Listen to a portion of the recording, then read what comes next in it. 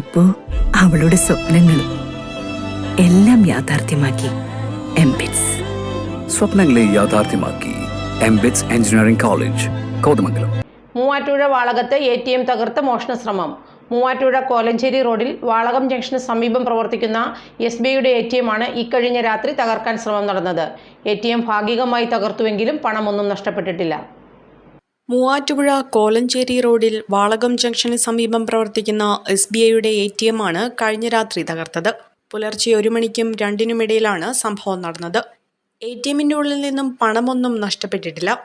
ATMനകത്തെ ക്യാമറകൾ നീക്കം ചെയ്ത നിലയിലാണ്. നീക്കം ചെയ്ത ക്യാമറ ബാങ്കിന് പുറകുവശത്ത് ഉപേക്ഷിച്ച നിലയിൽ കണ്ടെത്തിയിട്ടുണ്ട്. രാവിലെ ബാങ്കിലെത്തിയ ജീവനക്കാർ തന്നെയാണ് മോഷണ വിവരം ആദ്യം അറിയുന്നത്.